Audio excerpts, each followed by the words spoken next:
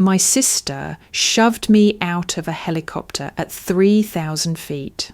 Her last words: "You've always been in the way. My husband, the man I trusted with everything, just stood there.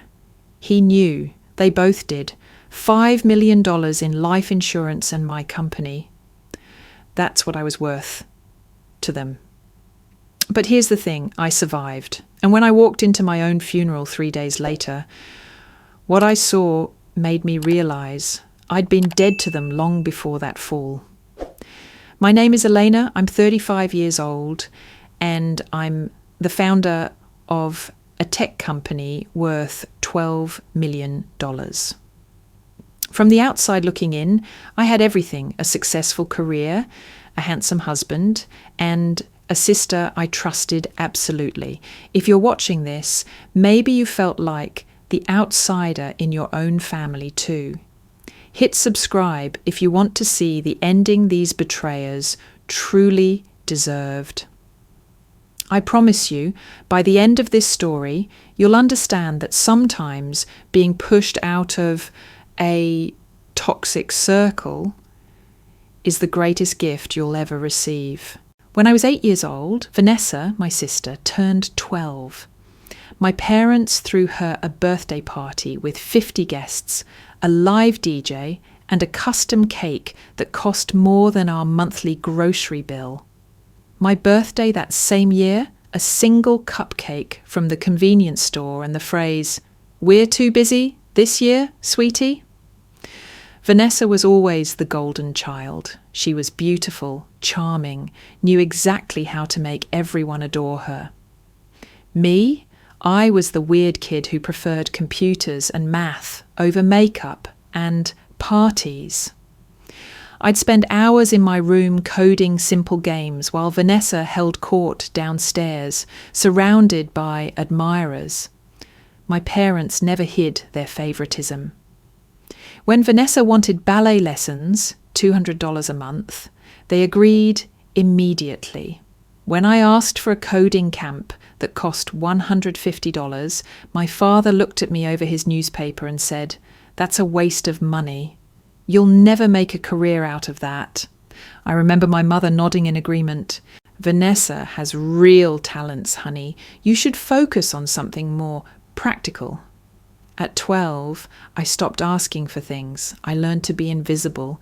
It hurt less that way. The real breaking point came when I turned 18. My grandfather passed away and left a will.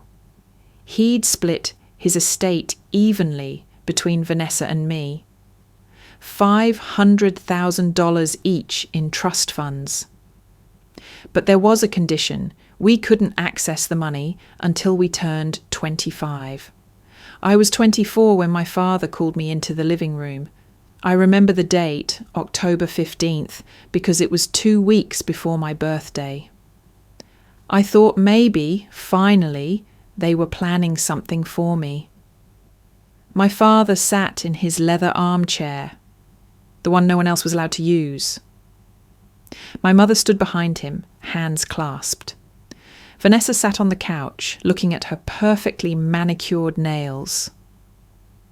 "Elena," my father said, his voice flat and businesslike, "Vanessa needs the money now. She's getting married and wants to buy a house. We're transferring your share of the inheritance to her. You can manage without it. You have that tech thing going on." I felt the floor tilt beneath me. That tech thing was my startup, a software company I'd built from absolute zero in a cramped studio apartment. I worked 80-hour weeks, lived on ramen and coffee, taught myself everything because no one would invest in a girl with no business degree. "You can't do that," I said quietly. "Grandfather left it to both of us. It's illegal." My father's face hardened. "Don't lecture me about legality. Vanessa needs this more than you do. Stop being selfish." My mother added, her voice saccharine sweet. "You've always been so independent, Elena. You don't need help like your sister does." I looked at Vanessa. She met my eyes and smiled, small, triumphant. In that moment, I understood. She wasn't just taking my money. She was taking what little proof I had that grandfather had loved us equally. I hired a lawyer the next day. It took 6 months and drained my savings, but I got my inheritance back. The legal fees ate up nearly a third of it, but I didn't care. It was the principle. From that day forward, I was officially the family enemy. My parents stopped calling unless they needed something. Vanessa posted passive-aggressive quotes on Facebook about ungrateful siblings. Distant relatives I barely knew sent me messages saying I should have been the bigger person, but I had my company, I had my independence, and I told myself that was enough.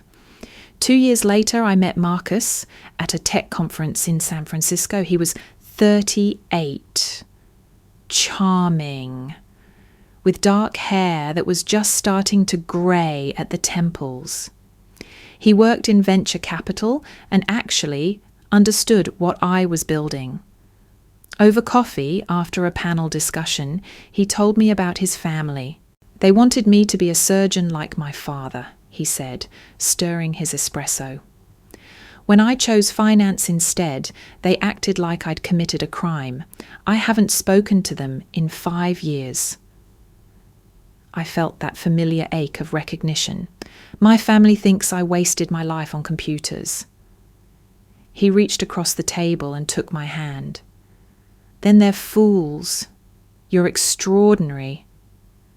I fell in love with him that night.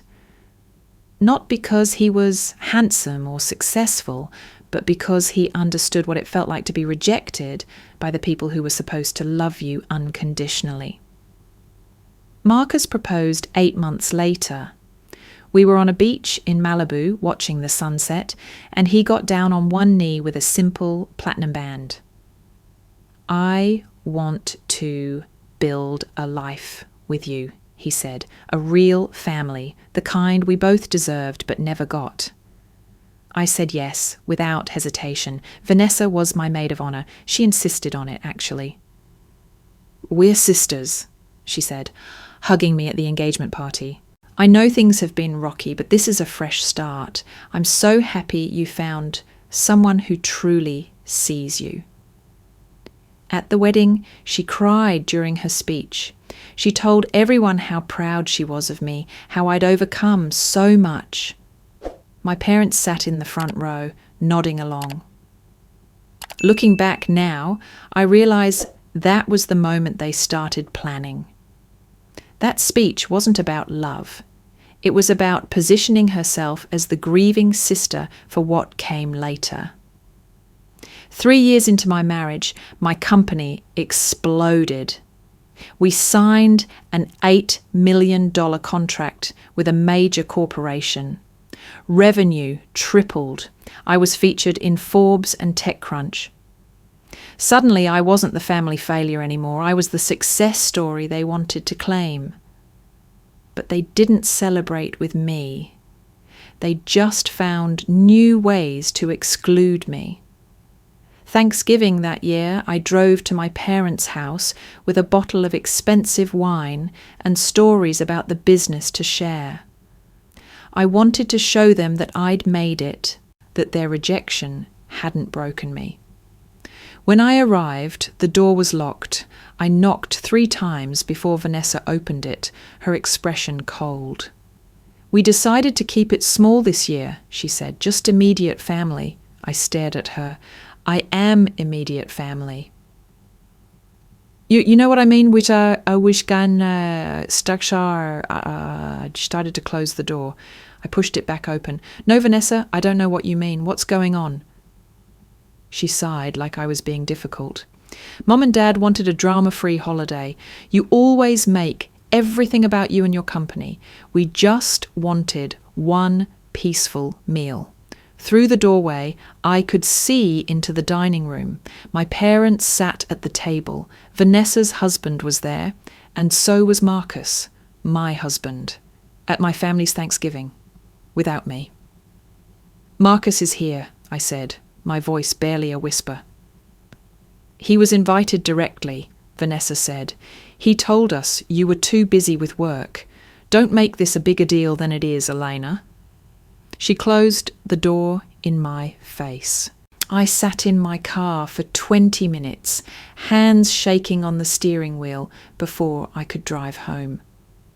When Marcus came back that night, around 11, he found me curled up on the couch. "Hey, babe," he said casually, setting his keys on the counter. "How was your day?" "You were at my parents' house," I said. He froze for just a second, then he shrugged. "They invited me last week. I assumed you knew and decided not to go. You've been so busy with the new contract." "They told Vanessa I was too busy. You didn't think to check with me?" "Elena, don't make this dramatic. It was just a holiday dinner. I thought I was representing both of us." He walked into the bedroom and closed the door before I could respond. My 35th birthday fell on a Tuesday in September. Marcus told me 3 days before that he had a business trip to Chicago. "Unavoidable," he said, kissing my forehead. "I'm sorry, babe. We'll celebrate when I get back."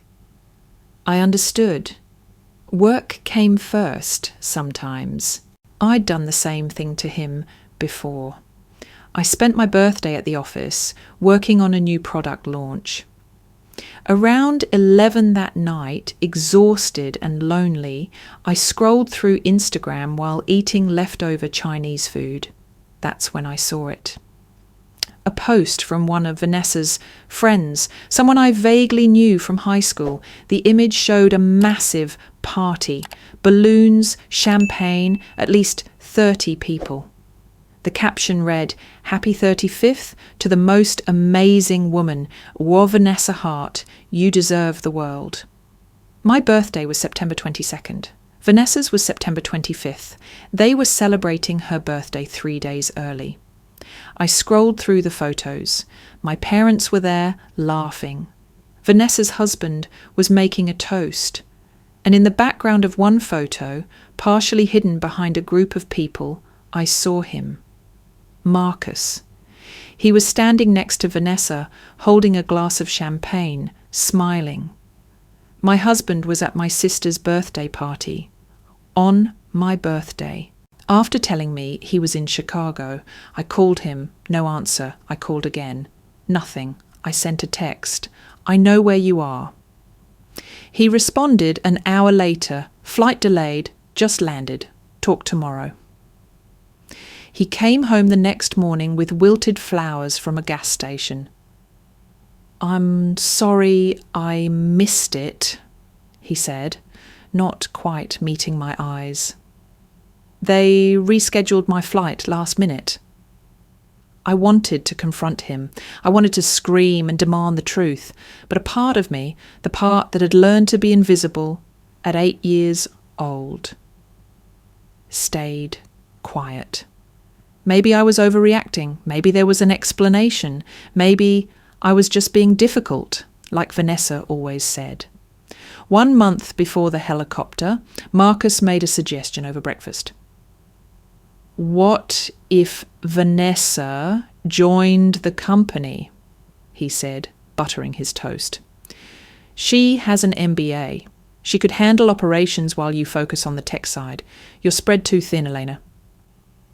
I set down my coffee cup carefully. "I built this company alone. I don't need her." "That's the problem," Marcus said, his voice taking on an edge. "You're too emotional about this. It's just business. Vanessa's qualified. She could help you scale." "She's not qualified. Her MBA is from an online program she barely finished, and she's never worked anywhere longer than 6 months. Marcus's jaw tightened. "You're being unfair to her. You've always been unfair to her." "What is that supposed to mean?" He stood up, grabbing his briefcase. "Forget I mentioned it. Stay married to your company if that's what you want." He left without kissing me goodbye. 2 weeks later, I discovered something by accident. I was looking for a restaurant receipt in Marcus's email. He'd taken a client to dinner and I needed it for our accountant. That's when I saw them. 7 meetings with Vanessa in the past month, coffee at Blue Bottle, lunch at that Italian place downtown, drinks at the hotel bar near her condo, none of them mentioned to me. When I confronted him that night, Marcus didn't even look guilty. "She's giving me advice," he said simply, "about how to support you better. You've been so stressed, Elena, so angry all the time. Vanessa's helping me understand you. By meeting her 7 times behind my back?"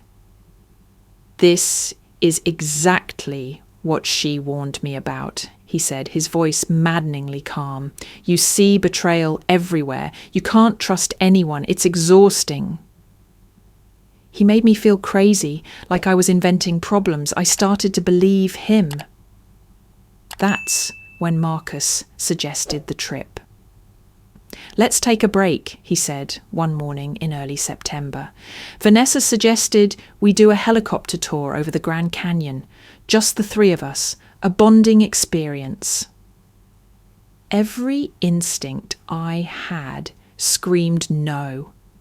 But another part of me, the part that still desperately wanted to be accepted, thought maybe this was real.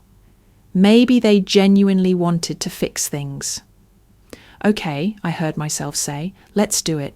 We booked the tour for September 20th, a Wednesday afternoon. The helicopter company promised stunning views and a smooth ride. Marcus and Vanessa seemed excited. They texted each other constantly about the trip. I saw the messages on Marcus's phone. "This will be perfect," Vanessa wrote. "She'll love it." Maybe I'd been wrong about everything. Maybe they really were trying. The day was clear and beautiful. We met at the helicopter pad at 2 in the afternoon. The pilot, a friendly man in his 50s, named Dave, went through the safety briefing. "Normally, we require safety harnesses," Dave said, gesturing to the equipment. "But if you want to take photos and move around, we can skip them. Just stay seated when we're in the air." "We want to move around," Vanessa said immediately. "We want authentic photos." I should have questioned that. I should have insisted on the harnesses. We took off at 2:30. The canyon was breathtaking, red rocks stretching for miles, the Colorado River a thin blue line far below. I pulled out my phone to take pictures. Marcus sat across from me. Vanessa was beside me. At 3,000 feet, Vanessa unbuckled and stood up. Dave, the pilot, immediately said, "Ma'am, please sit down. It's not safe to—" But Vanessa wasn't listening. She was looking at me.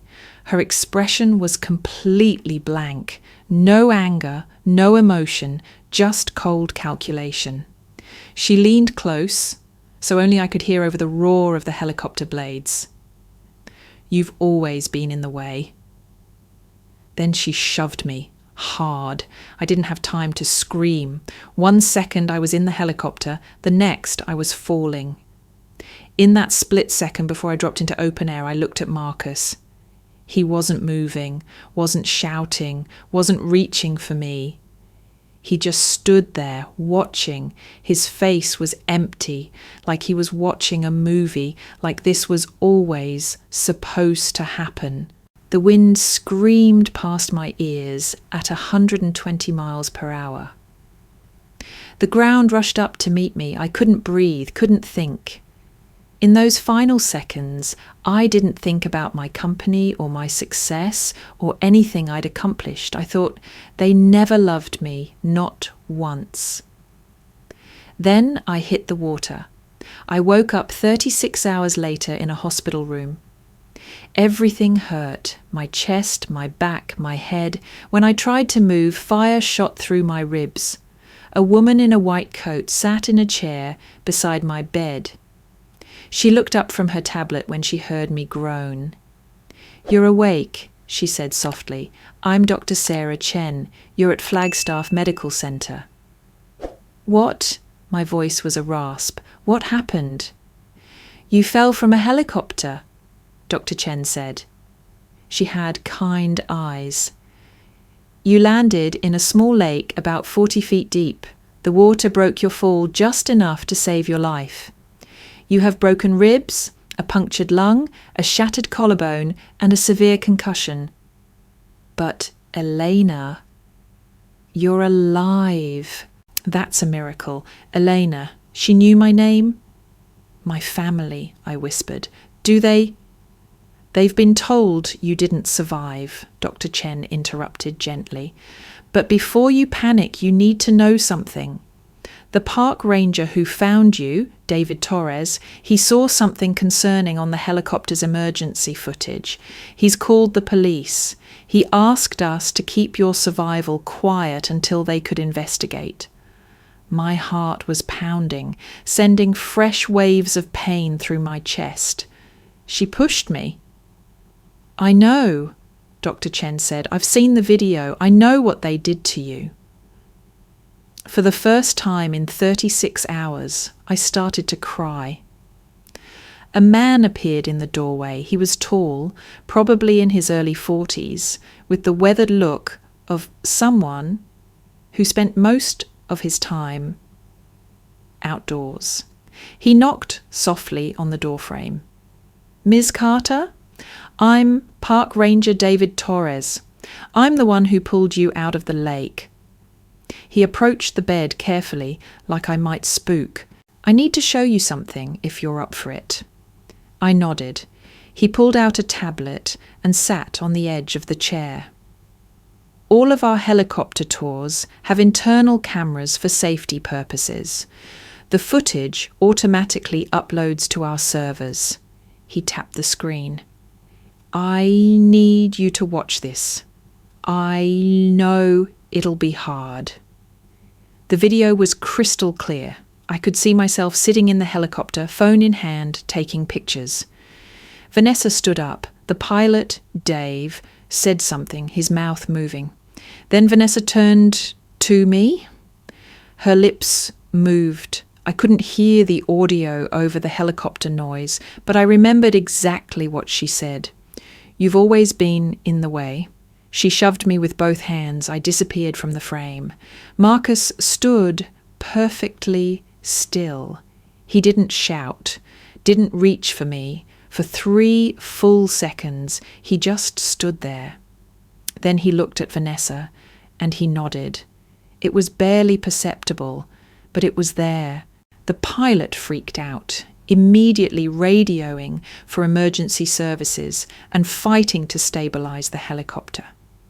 In the chaos, Vanessa sat back down and started crying. "That's attempted murder," David said quietly. "Premeditated.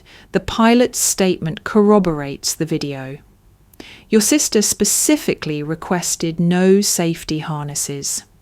She waited until you were positioned near the open door." He pulled out a manila envelope from his jacket. "We also found this. Your husband increased your life insurance policy to $5 million 2 months ago. The beneficiary is him. As of yesterday morning, you're legally dead. The payout process has already begun." I stared at the documents. Marcus's signature. Mine. Forged, I was certain. $5 million, my company. That's all I was worth to them. "There's more," David said grimly. "We checked your husband's financial records with a warrant. He's been embezzling from your company for 8 months. Small amounts that wouldn't trigger an audit. He's moved nearly $300,000 into offshore accounts. Joint accounts with your sister." The room spun. I gripped the hospital sheets. "How long?" I whispered. "How long have they been planning this?" "We think at least a year," David said. "Maybe longer?" Dr. Chen put her hand on my shoulder. You need to rest. The police are building a case, but it's going to take time. No, I said. My voice was stronger now. How long until I can walk? Dr. Chen frowned. With your injuries? 2 weeks minimum, maybe 3. Why? I looked at David. When is my funeral? He checked his phone. According to the public notice, 3 days from now, Friday afternoon. Small service. Immediate family only. I turned back to Dr. Chen. Get me walking in 3 days. Elena, that's not 3 days, I repeated. Whatever it takes. Later that evening, a woman in a police detective's badge came to my room. She was in her early 40s, black, with sharp eyes that missed nothing. Ms. Carter, I'm Detective Maria Rodriguez. She pulled up a chair. Ranger Torres briefed me on the situation. I've been looking into your sister and husband for the past 24 hours. And they're sloppy, Maria said with something like satisfaction. They're treating your death like a done deal. Your husband has already started liquidation proceedings on your company assets. Your sister's been meeting with business brokers about selling the company entirely. They're looking at a $15 million sale. My company, the thing I'd built from nothing. There's a problem, though, Maria continued. If we arrest them now, they'll lawyer up immediately. Claim it was an accident, that the video is inconclusive. Rich people with good lawyers can make reasonable doubt appear out of thin air. So, what do we do? Maria leaned forward. Your funeral is in 3 days. Small private service. Just family and a few close friends. She paused. What if you attended? I stared at her. You want me to crash my own funeral? I want them to confess, Maria said, or at least give us something we can use. People panic when they see ghosts. They say things they shouldn't. We'll have plainclothes officers there recording everything. And if they don't confess? Then we arrest them anyway, Maria said. But it would be better if we had them on tape admitting what they planned. Makes the case airtight. I thought about Marcus standing in that helicopter, watching me fall, about Vanessa's blank expression, about 35 years of being invisible. Get me to that funeral, I said. For the next 2 days, Dr. Chen worked miracles. Physical therapy sessions that left me sobbing from pain, breathing exercises to help my punctured lung. She wrapped my ribs tightly and gave me medication that dulled the worst of the agony. David and Maria helped me sneak out of the hospital on Thursday night. I stayed in a safe house, a small apartment above a garage owned by Maria's cousin. That night, I logged into my company accounts using a backup administrator password that only my attorney knew about. Marcus had changed all my primary passwords, but he didn't know about the failsafe. I spent 4 hours documenting everything, every embezzled transfer, every unauthorized asset move, every email between Marcus and Vanessa about the plan. Then I called my attorney. James Mitchell had been my lawyer since the inheritance fight. He was 62, silver-haired, and one of the few people who genuinely supported me. Elena? His voice was stunned. Hey, they told me you were dead. I'm very much alive, James. And I need you to do exactly as I say. I explained everything. When I finished, there was a long silence. My God, he finally said. I never trusted Marcus. When he asked me about changing the company ownership structure 6 months ago, I refused to file the paperwork. I told him it needed your explicit approval. He got angry. What did he want to change? He wanted to be listed as co-owner with survivor rights. If anything happened to you, he'd automatically inherit the whole company. James paused. I created a failsafe after that meeting. Any legal changes to the company made in the 90 days after your death are automatically void if you're found alive. I had a bad feeling. Tears burned in my eyes. Thank you. There's more, James said. I'm filing an emergency living trust revision tonight. If anything happens to you, everything goes to charity. Marcus and your family get nothing, not 1 penny. By Friday morning, I could walk without help. It hurt like hell, but I could do it. Maria picked me up at noon. You sure about this? I looked at my reflection in the car's side mirror, bruised, broken, but alive. I've never been more sure of anything. The funeral was at a small chapel on the north side of town. Maria parked 2 blocks away. I wore a black coat and oversized sunglasses that covered most of my face. Through the chapel windows, I could see about 30 people. Most were business colleagues and partners. My parents sat in the front row, my mother dabbing at her eyes with a tissue, my father staring down at his hands. Vanessa stood by a closed casket, greeting guests. She wore a simple black dress, minimal makeup, her expression perfectly calibrated for grief.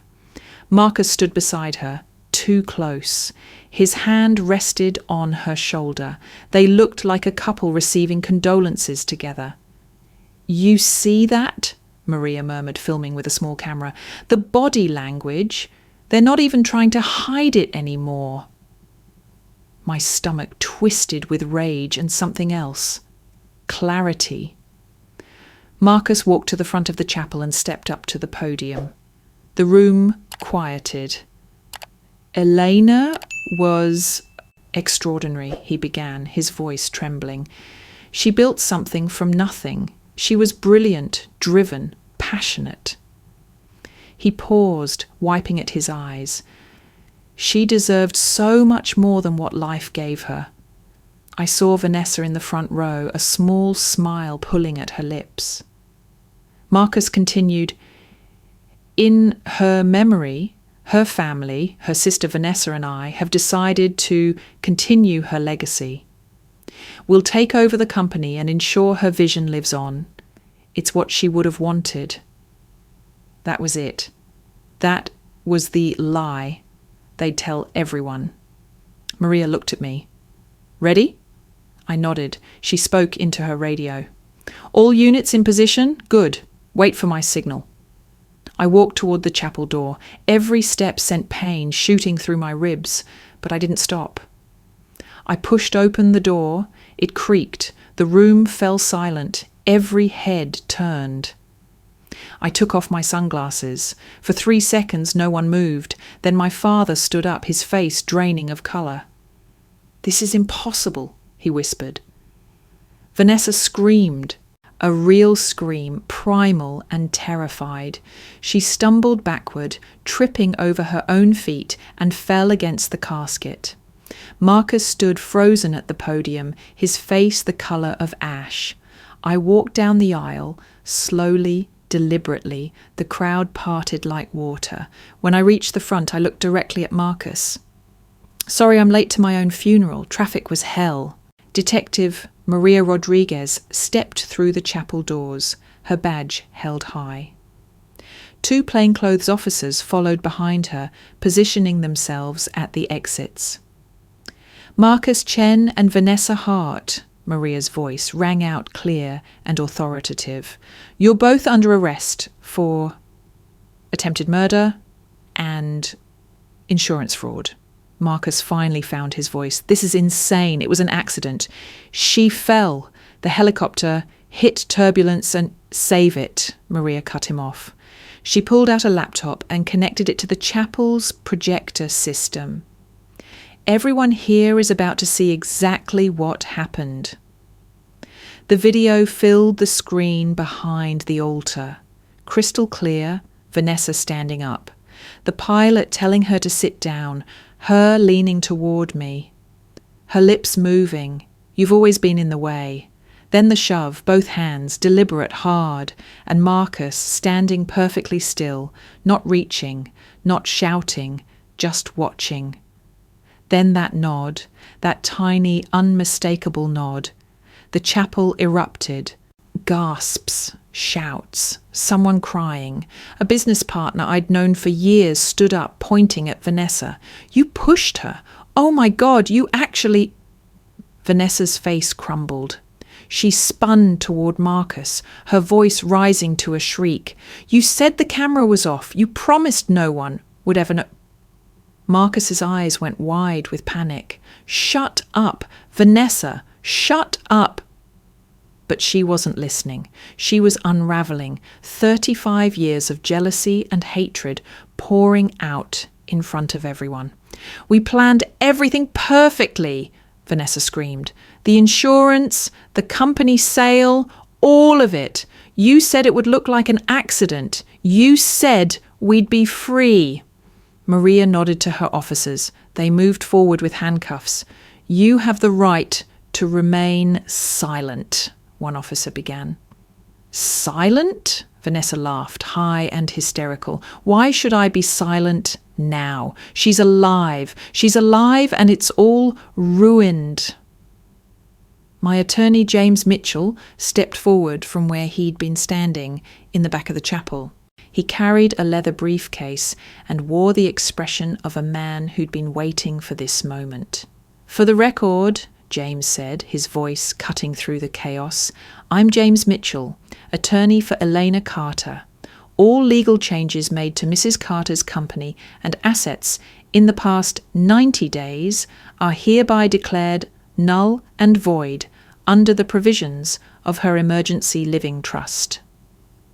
He pulled out a stack of documents and held them up. Mrs. Carter remains the sole owner and CEO of her company.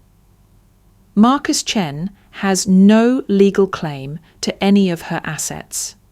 The life insurance policy he fraudulently increased, that claim is denied. The embezzled funds he moved to offshore accounts, those are being frozen as we speak. Marcus made a sound like a wounded animal. He lunged toward me, but Maria's partner caught him, slamming him against the altar. You ruined everything, Marcus shouted at me as they cuffed his wrists. You were supposed to die. You were supposed to just die and leave us alone. Us, I said quietly. The word hung in the air. How long, Marcus? How long have you been sleeping with my sister? His face twisted. For a moment I thought he might deny it. Then Vanessa started laughing again, that broken manic sound. 2 years, she said, still laughing, since your wedding anniversary party. Remember when you were too busy with a client call to notice us disappear into the wine cellar for 20 minutes? My mother stood up, her face stricken. Vanessa, stop, please. Stop talking. Why, Mom. Vanessa whirled on her. Why should I stop? You knew Eleanor didn't belong. You've known it her whole life. She was never one of us. She was always too smart, too independent, too much of everything we weren't. She turned back to me, tears streaming down her face now. I hated you because you didn't need anyone. Mum and Dad treated you like garbage and you still became successful. I had everything handed to me, the love, the attention, the money, and I was still nothing compared to you. The officers started leading her toward the door. She twisted in their grip, her voice breaking. I wanted you gone because I couldn't stand living in your shadow anymore. I couldn't stand watching you succeed while I failed at everything.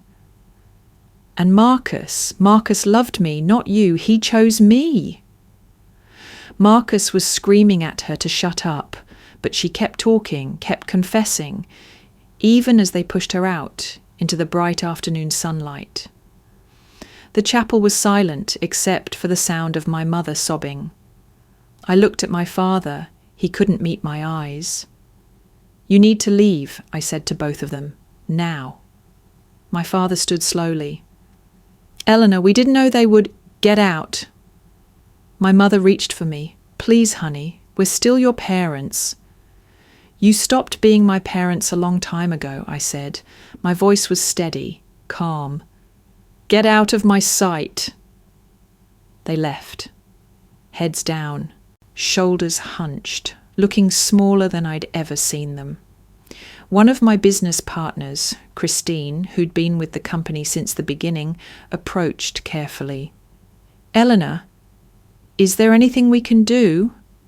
I looked around at the faces watching me, some sympathetic, some shocked, some just curious about the spectacle. "The company is secure," I said.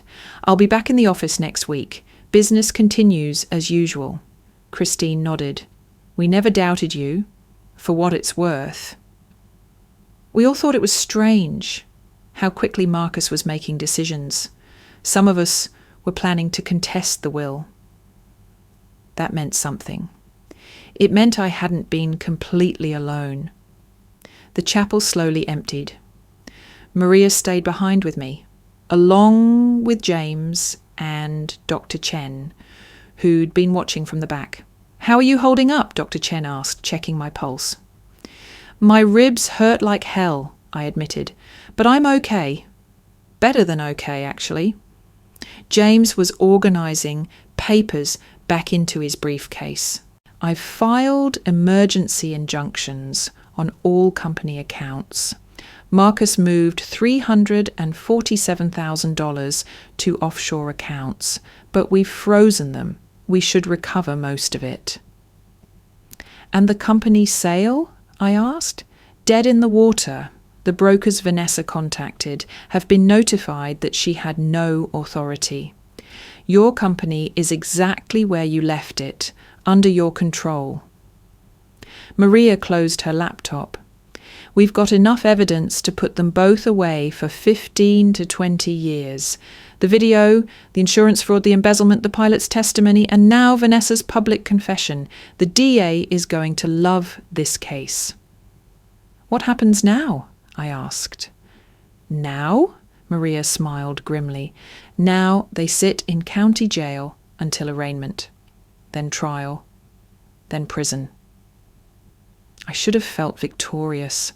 I should have felt relief. Instead, I just felt tired. Dr. Chen drove me to the safe house. I spent that evening sitting on the small couch, staring at nothing. Around 9, there was a soft knock at the door. Dr. Chen peeked in. "You have visitors," she said. "I promise they're friendly."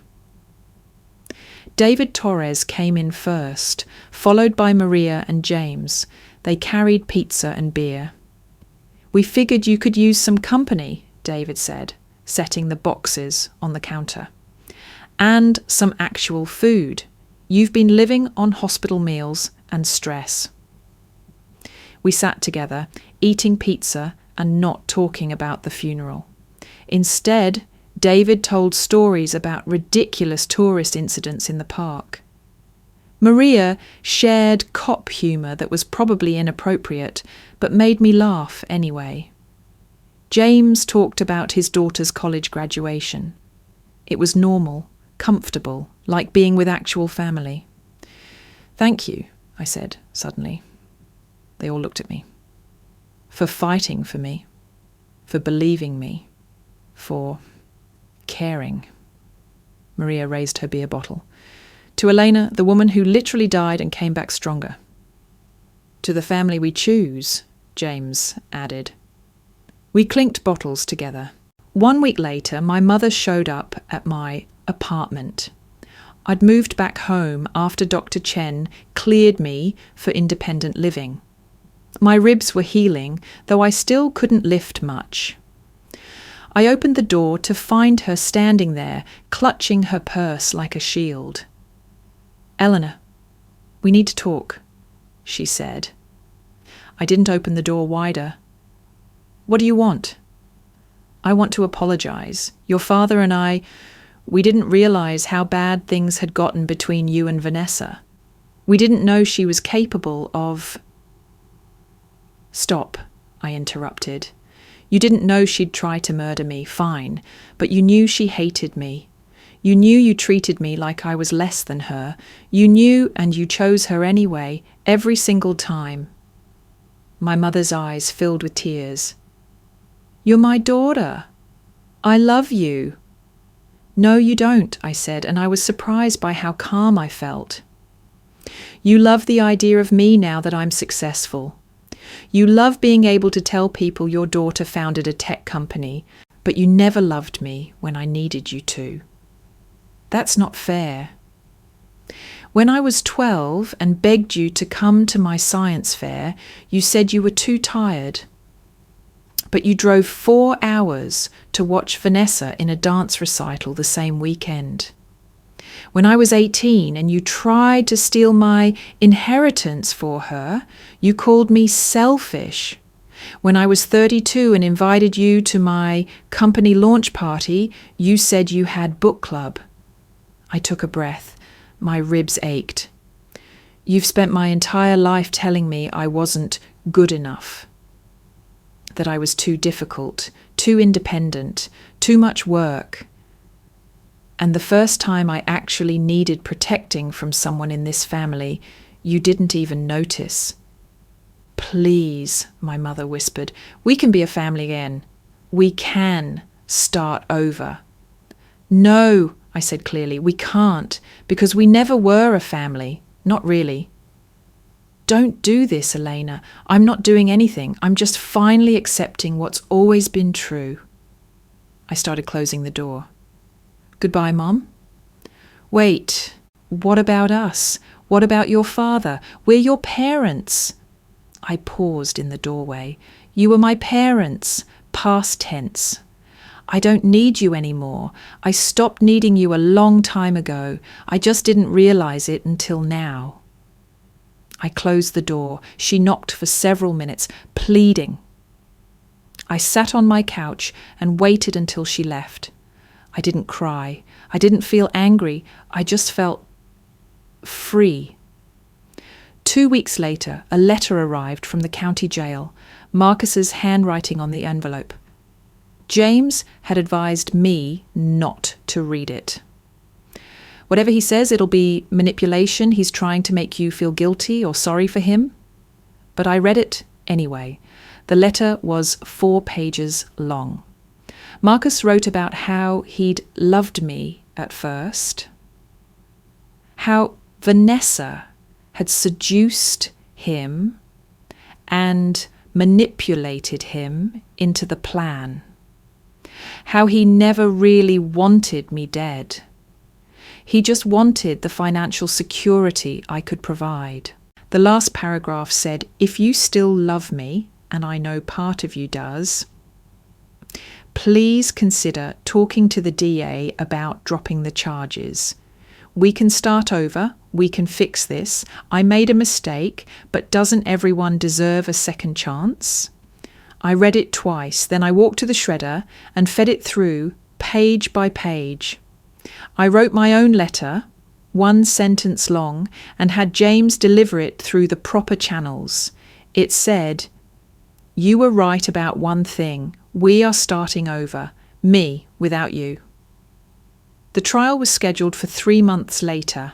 The DA offered Vanessa a plea deal, confess to attempted murder, testify against Marcus, accept 15 years with possibility of parole. She took it. I wasn't there when she signed the paperwork. I didn't want to see her. But Maria told me Vanessa had asked if I would visit her before sentencing. She wants to apologize, Maria said. Says she wants closure. She can close that door herself, I replied. I'm not giving her anything else. But the day of sentencing, I went to the courthouse. Not for Vanessa, for me. The courtroom was small, wood-panelled, filled with the quiet tension of legal proceedings. Vanessa sat at the defendant's table in an orange jumpsuit, her hair pulled back, no makeup. She looked younger somehow, smaller. Marcus's trial was scheduled separately. He'd refused the plea deal and was going to fight the charges. Stupid, since the evidence was overwhelming. The judge reviewed the case, read the charges, asked Vanessa if she understood the plea agreement. "Yes, Your Honour," Vanessa said quietly. Before sentencing, the judge asked if she wanted to make a statement. Vanessa stood. Her lawyer whispered something to her, but she shook her head. She turned to look at me. "Elena," she said, and her voice cracked. "I know you probably won't believe this, but I need to say it anyway. I hated you because you were everything I wanted to be and couldn't." She gripped the table. "You were smarter, stronger, more independent, and no matter what Mum and Dad gave me, I was always less. I was the pretty one, the charming one, the one who knew how to make people like her. But you didn't need anyone to like you. You just existed, and that was enough." Tears streamed down her face. "I'm not asking for forgiveness. I don't deserve it. I just need you to know that I saw you. I always saw you. And I hated you for being brave enough to be yourself when I was too scared to be anything but perfect." The judge cleared his throat. "Ms. Hart, do you have anything else to add?" "No, Your Honour." He sentenced her to 15 years in state prison, eligible for parole in 10. As they led her away, Vanessa looked back at me one last time. I didn't look away. I didn't cry. I just watched her go. Outside the courthouse, a reporter tried to interview me. I pushed past without answering. Maria was waiting by her car. "How do you feel?" I thought about it. Like I can breathe for the first time in 35 years. Marcus's trial lasted 2 weeks. The jury deliberated for 3 hours and found him guilty on all counts: attempted murder, conspiracy, insurance fraud, embezzlement, 25 years to life. I didn't attend the trial. James sent me updates via text, but I was done watching. Done giving them space in my head. The day Marcus was sentenced, I was in my office meeting with my leadership team about our next product launch. 1 year later, I stood on the rooftop terrace of our new headquarters. The company had doubled in size. We'd acquired 2 smaller startups and launched 3 successful products. I'd hired a completely new leadership team, people I vetted carefully, people who'd proven themselves trustworthy. Christine became my COO. We made an excellent team. Dr. Sarah Chen had become one of my closest friends. We had coffee every Sunday morning and talked about everything except that day in the hospital. Maria stopped by the office occasionally, always with some excuse about being in the neighbourhood. We'd grab lunch and swap stories. David sent me pictures from the Grand Canyon every few months. Sunsets, wildlife, tourists doing stupid things. Each one made me smile. James had become more than my attorney.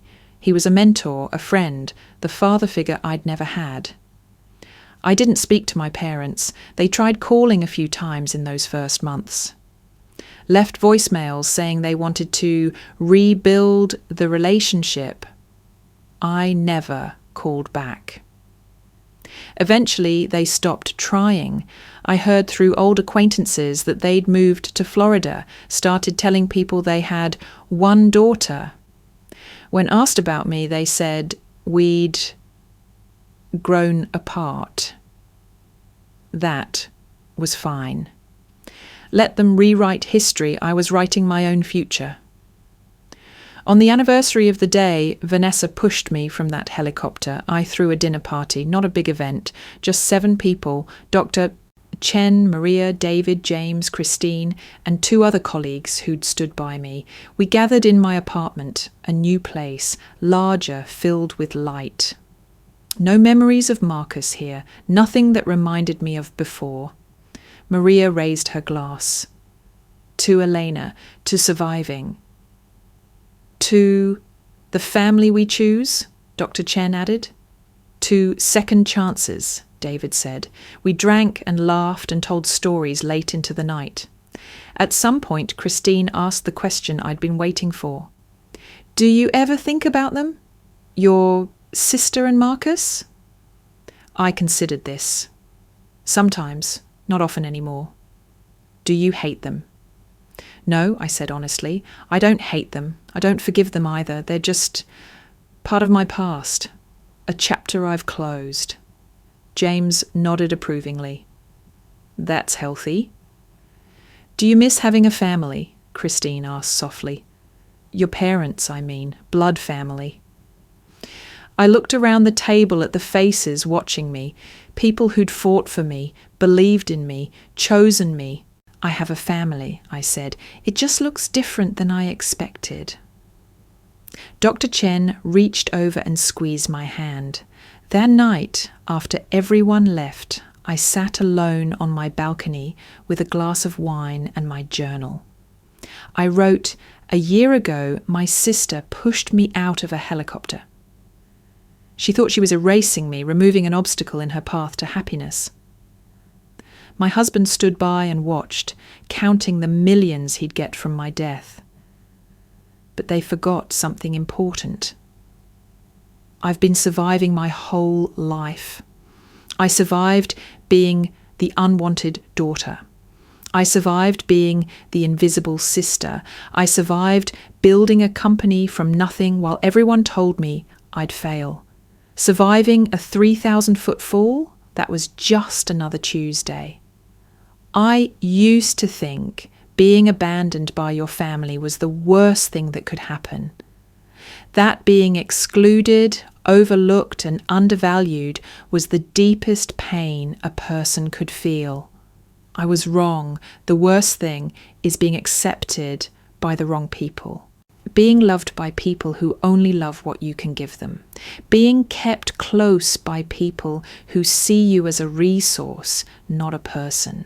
When Vanessa pushed me out of that helicopter, she gave me the greatest gift she could have. Proof that I never needed them to survive. I built a company. I built a life. And now I'm building the family I deserve. One based on respect, loyalty, and genuine care. One where I'm not tolerated, but celebrated. I closed the journal and looked up at the stars. Somewhere in a state prison, Vanessa was probably lying on a thin mattress, staring at a ceiling, thinking about the life she'd lost. Marcus was doing the same in a different facility. My parents were in Florida, pretending I never existed. And me? I was here, alive, free, surrounded by people who chose to love me not because of blood or obligation, but because of who I am. I pulled out my phone and opened Instagram. I rarely posted personal things, but tonight felt different. I uploaded a photo from the dinner party, all of us laughing, glasses raised, genuinely happy. The caption read, "A year ago today, I learned that family isn't about who you're born to. It's about who stands beside you when you fall. Grateful for these humans." Within minutes, comments started appearing, colleagues, friends, even some strangers who'd followed my story in the news. One comment stood out, from someone I didn't know. "I cut off my toxic family last year. Your story gave me the courage to do it. Thank you for showing us that we can survive and thrive without them." I screenshot it and sent it to the group chat with Maria, Dr. Chen, David, James, and Christine. Maria responded first. "Look at you, inspiring people." Dr. Chen, "Proud of you, Elena." David, "That's our girl." Christina, "This is exactly why the world needs your story." James, have you considered writing a book? I laughed. Maybe someday. For now, I was focused on living. The next morning, I went for a run, something I'd started doing after my ribs healed. Physical therapy had turned into a genuine love of movement, of feeling my body work the way it was designed to. As I ran through the park, I thought about that moment of falling. The wind screaming past me. The certainty that I was going to die, and then the water, the impossible survival, the second chance. Most people don't get that kind of clarity, the knowledge that every day after that moment is borrowed time, a gift. I wouldn't waste it. 3 months later, Marcus sent another letter. This one was shorter. It said, I read about the company's success. Congratulations, you always were the smart one. I hope you can forgive me someday. I didn't shred this one. I filed it away in a folder labelled Evidence of Delusion. Vanessa sent nothing. Maria told me she'd been a model prisoner, keeping her head down, taking classes. She asks about you, Maria admitted over coffee one day. Wants to know if you're okay. What do you tell her? The truth, that you're thriving, I nodded. Good. Do you think you'll ever speak to her again? I sipped my latte, considering. No, not because I'm still angry. I'm just done. She made her choice. I made mine. Those paths don't cross anymore. 5 years later, I received a letter from the parole board. Vanessa was up for early release due to good behaviour and prison overcrowding. They wanted to know if I wanted to submit a victim impact statement. I did. I wrote 3 pages about the physical injuries I'd sustained, the broken ribs, the punctured lung, the months of physical therapy. I wrote about the emotional trauma of discovering my husband and sister had plotted my death. But I also wrote this. 5 years ago, Vanessa Hart pushed me from a helicopter. She thought she was ending my life. Instead, she gave me permission to start a new one. I don't forgive her. I don't hate her. I simply no longer care. She is irrelevant to my life now, and I prefer it that way. I neither support nor oppose her parole. That decision is yours to make. I only ask that she never contact me again. They granted her parole, Maria called to tell me. She's being released next month. Okay, I said. Just okay? What do you want me to say? She served her time, she gets to rebuild her life, so do I. Maria was quiet for a moment. You've come a long way. We both have. I never saw Vanessa again. I heard through distant connections that she moved to Oregon, changed her name, worked as a bookkeeper for a small accounting firm. Good for her. My parents sent a Christmas card that year, the first contact in 5 years. It said, "We're so proud of your success. Hope you're well. Love, Mum and Dad." I threw it away without responding. On the 10-year anniversary, a journalist contacted me about doing a feature story. Where are they now, the woman who survived her own murder? I declined. My story wasn't about surviving attempted murder. It was about surviving family. That night, I hosted another dinner party. Same people, with a few additions, my COO's wife, David's teenage daughter who was considering a career in tech, Maria's new girlfriend. The family kept growing. Before dinner, David asked me the question everyone seemed to ask eventually. If you could go back and change anything, if you could have had a different family, one that loved you from the start, would you? I thought about 8-year-old Eleanor, watching her sister blow out birthday candles while she sat forgotten in the corner. I thought about 18-year-old Eleanor fighting for her inheritance while her parents called her selfish. I thought about 35-year-old Eleanor falling through the sky, certain she was about to die. No, I said finally, I wouldn't change it, because that pain, that rejection, it taught me to stand alone, to be whole without needing anyone's validation. And it led me here. I gestured around the table, to all of you. Dr. Chen raised her glass. To the family we choose. To second chances, Maria added. To surviving, Christine said. To thriving, I finished. We drank, we laughed, we told stories about the past and made plans for the future. Later, as I cleaned up, I found myself standing at the window, looking out at the city lights. Somewhere out there, Vanessa was living her new life under a new name. Marcus was still in prison, with at least 10 more years to serve. My parents were in Florida, pretending they'd only ever had one daughter. And me?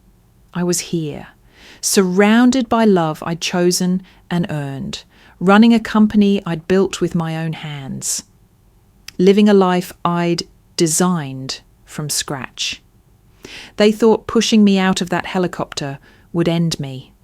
They were wrong. It set me free. I picked up my phone and opened the Notes app. Typed a message I'd been composing in my head for years. Have you ever felt like you didn't belong in your own family? Like you were the extra piece that never quite fit into the puzzle? If the answer is yes, know this, you're not alone. And sometimes the best thing that can happen is being pushed out of that toxic circle. Because that's when you discover something extraordinary. You don't need them to be whole. You were always complete. They just made you believe you weren't. I posted it to social media. Within an hour, it had 5,000 shares. By morning, 50,000. The comments section filled with stories. People who'd cut off narcissistic parents. Adult children who'd walked away from abusive siblings. Survivors who'd rebuilt themselves from nothing. My story wasn't unique. It was universal, and maybe that was the real point. Not that I survived, but that we all can. We can walk away from the people who hurt us, even if they're family, especially if they're family. We can choose ourselves, choose healing, choose the people who see us and love us and fight for us. We can fall 3,000 feet and still land softly. Because sometimes the family you're born into is just the first draft, and you get to write the final version yourself. 10 years after Vanessa pushed me from that helicopter, I stood on a stage in front of 5,000 people at a tech conference. The moderator asked the question everyone wanted answered. What would you say to someone who's struggling with a toxic family? I looked out at the sea of faces. Young entrepreneurs, dreamers, survivors. I'd tell them what I learned falling from the sky. I said, you're stronger than you think. And the moment you stop needing approval from people who will never give it, that's the moment you start flying. The audience erupted in applause. After the conference, a young woman approached me. She couldn't have been more than 25. Tears streamed down her face. My parents told me I'd never amount to anything, she whispered, but I just got accepted to MIT, and I'm terrified to go because they said I'd fail. I took her hands. Go. Fail spectacularly if you have to, but go, because the only real failure is staying small to make other people comfortable. She hugged me. Thank you. I watched her walk away, shoulders squared, head high. That night, I wrote in my journal one last time about that day 10 years ago. They thought they were pushing me to my death. But all they did was teach me to fly. And I've been soaring ever since.